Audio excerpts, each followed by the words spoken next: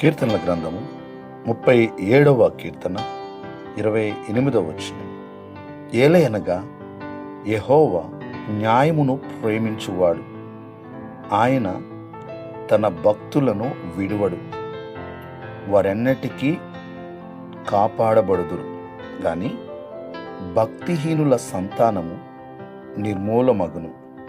ప్రియులరా, దేవుని వాగ్దాన వాక్యము నిశ్చయముగా మన దేవుడైన యెహోవా ఆయన న్యాయవంతుడు, న్యాయమును ప్రేమించువాడు, తన భక్తులను ఎన్నటికీ చేయి విడువడు, వారిని ఎప్పటికీ కూడా ఆయన కాపాడుతూనే ఉంటాడు.